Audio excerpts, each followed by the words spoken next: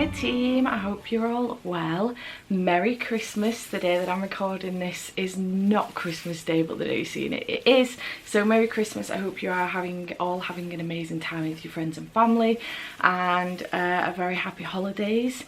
I am going to be doing the Joy of Christmas book tag today, which is originally done by Sam's Nonsense. I'll leave a link down below. And I was tagged in this by Siobhan, so thank you Siobhan for tagging me in this. I needed a Christmas tag anyway, so thanks. So basically there are 8 questions and I'm just going to go through them and see what happens. So the first question is anticipation. The Christmas excitement is real. What book release are you most anticipating? I think for me it's got to be A Heart So Fierce and Broken by Bridget Kemmerer, which is the second in the Curse So Dark and Lonely series. Well, Curse Breakers series. I am so excited for this book. A Curse So Dark and Lonely has been my favourite book for 2019 and I've got extremely high hopes for A Heart So Fierce and Broken. I cannot wait. I'm super excited. I'm also just honourable mentions to Cinders and Sparks, the third one in the series, which I think is Goblins and Gold or something, by Lindsay Kelk, and also In Case You Missed It by Lindsay Kelk. I anticipate anything by Lindsay Kelk, to be perfectly honest, so excited for those.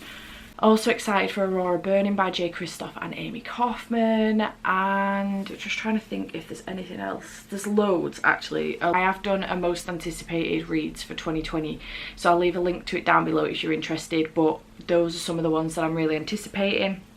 Number 2, Christmas songs and carols. What book or author can you not help but sing its praises? So for book, I've got The Martian by Andy Weir. I am obsessed with this. I've listened to it on audio, but I'd seen the film several times before I'd read the book. So I was obsessed with the film anyway. I love Matt Damon and I was obsessed with the film. I thought it was fantastic. Then I read the book and I was like, holy shit, this is incredible. Like the book is basically, the film has basically followed the book like line for line. Well, not obviously, but almost down to a T. It's just fantastic, and I just think the audiobook is brilliant. It's hilarious. For a long time had to convince myself that this was not real, because I just thought that the research that Andy must have gone into to do this book is just phenomenal. It's incredible, so I do highly recommend this book. I didn't think where I'm going to put these actually when I mentioned them. I also recommend the Illuminae series by Jay Kristoff and Amy Kaufman. I am obsessed with this. Obviously another sci-fi. I think we've got a trend going here. Another sci-fi, but I recommend the whole series. I also recommend listening to this on audio whilst physically following the book. It is multimedia, so it can get a little bit complicated. I couldn't imagine just following the book with this or just listening to the audio. I think I wouldn't have got through the series had that happened, but following the book while listening to the audio was brilliant. It was a very unique experience and I do recommend it to anybody. Also, obviously, honourable mention to my favourite book of 2019, Curse So Dark and Lonely by Bridget Kemmerer. This is outstanding. It's a Beauty and the Beast retelling and I absolutely loved it with all of my heart. It was unreal. Honourable mention to my all-time favourite book, which is I Heart New York by Lindsay Kelk. I adore this entire series. I just adore Lindsay Kelk in general, so yeah, mention to that one as well. Gingerbread Houses. What book or series have wonderful world building? I picked 2 for this, so I have picked up Lady Midnight by Cassandra Clare, to be perfectly honest. This is the first in the Dark Artifices series, but any of the Shadowhunter books have got insane world building. I love them all. I'm halfway through Queen of Air and Darkness, which is the third in the Dark Artifices series. I've read all of Mortal Instruments, but I haven't read any of the Infernal Devices yet. But I do have, Cassie's got like her own shelf here that she's sharing a little bit with Leigh Bardugo, Sarah J Maas and Holly Black.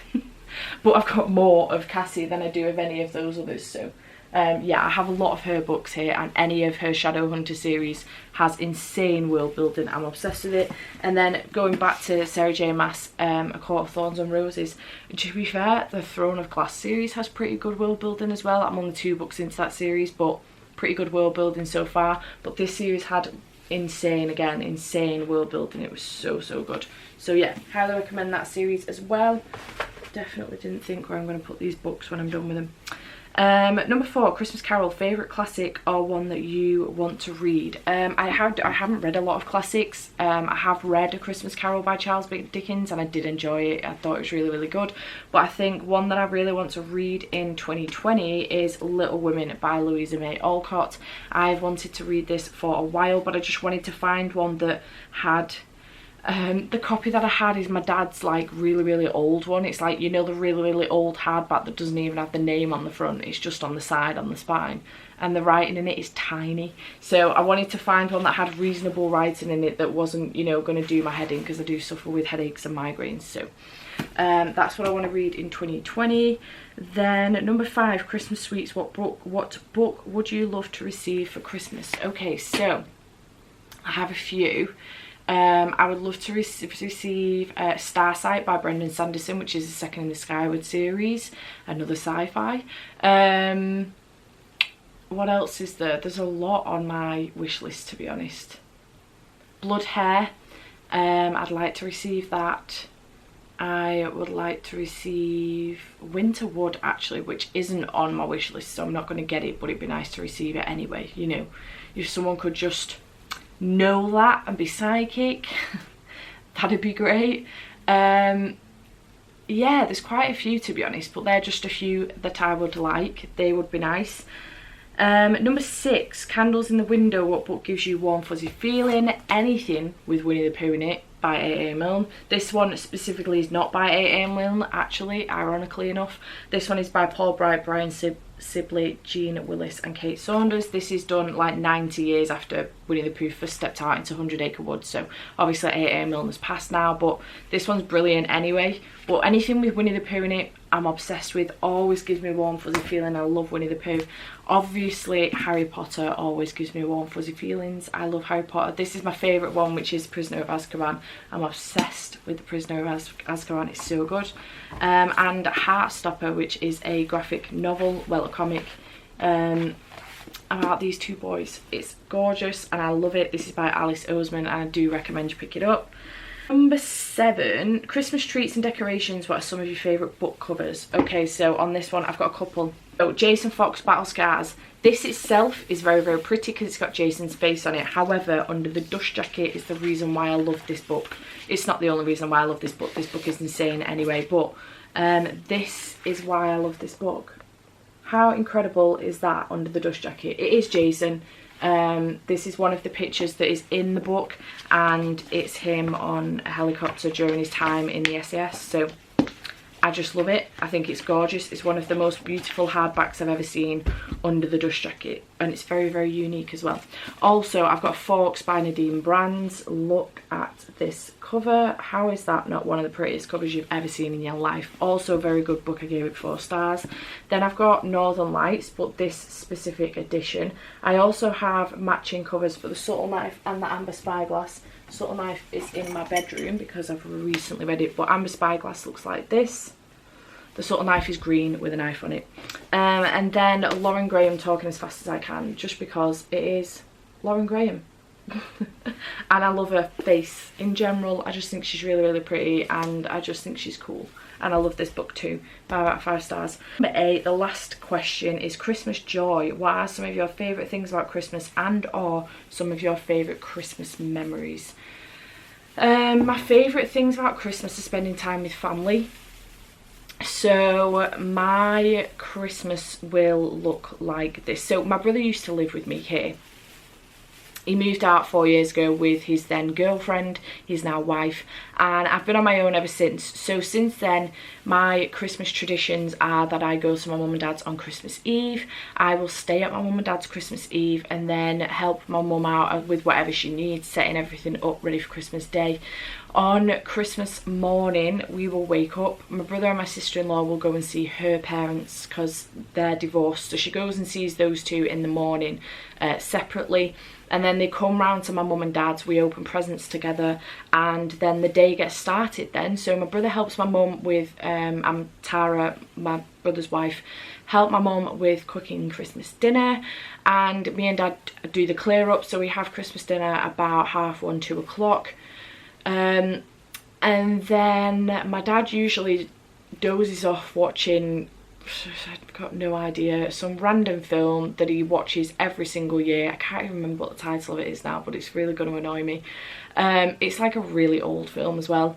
And then about 6 o'clock, 7 o'clock, the rest of my family will come round. So my grandparents will come round, my uncle comes round, my cousins, our neighbour Kath will come round, my mum's best friend, and my best friend on occasion might come round, Kirsty, as well. So yeah, we have family round for a buffet and drinks, and it's just really nice. It's so nice to spend time with family. Then I'll stay at mum and dad's Christmas Day, and then on Boxing Day, obviously we clean up, and then it's just a day of chilling out, watching films. I usually bully my parents into playing Monopoly with me because I haven't played all year. No one will take pity on me and play Monopoly with me. So I'm obsessed with Monopoly, and then maybe a game of chess with my dad, and then in the evening I will go home. And that is like my Christmas. I just love spending time with my family. It's amazing because it's very rare that we're all together as a family, so it's really nice to do it. I think I probably didn't cherish it enough at the time, but it's something that I'm obviously going to take with me now forward in the upcoming years. But obviously my granddad passed away in September, and he's the first grandparent that I've got that has passed. So my grandma, my dad's mum, passed when he was younger, and my grandpa remarried. So I've always known my nana, who is my dad's stepmum, and then my grandpa, who's my dad's dad, and then my nan and granddad, who are my mum's parents. So I've always had 4 grandparents. So my granddad passing in September was the first one that I've lost, and this year's going to be really, really hard because he was like the life of the party, if you like.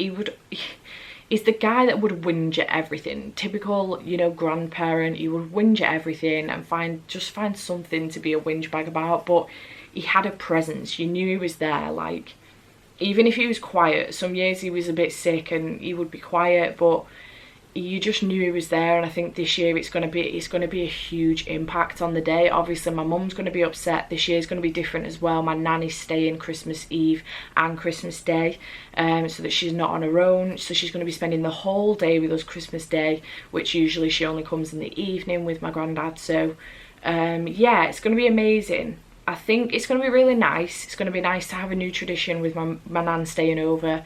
But also it's going to be very, very hard. We're all going to be upset on Christmas Day, I think, and it's going to be really difficult. But he wouldn't want us sitting around being grumpy. He would want us causing chaos and drinking Baileys in his name. Not that I'm going to do that because I don't like Baileys, but just, you know, having a good day. And I think that's what's going to be special this year, but also very, very difficult. So yeah, so that is the Joy of Christmas book tag. I don't think I'm going to tag anyone specifically, but if you want to do this, go for it. Even if I know I'm doing this Christmas Day, so obviously it's after Christmas, but still do it, you know, we're in December. Go mad. But yeah, I hope you have enjoyed this video. I hope you have enjoyed Vlogmas as a whole. I've had a blast doing it. It's been difficult sometimes because I haven't pre-recorded all of my videos that I probably should have, and then I've gotten flustered the day before and ended up uploading something a day or 2 earlier, and it's gotten me a bit confused. But anyway, we're here, we've done it. I think I've completed the task, so, you know, high five to me. But yeah, I've had an absolute blast. I can't wait to do this again next year, actually, but I'm really looking forward to 2020. I think it's going to be a really good year. This year hasn't been great for me, so I'm hoping that 2020 is going to be better, and I hope you all have the very best Christmas, and I'm sending you lots and lots of love and best wishes for, it's pointless saying for the new year because I've got another 2 videos coming out before then. So I hope you have the best day, and I shall see you all very, very soon. Bye for now.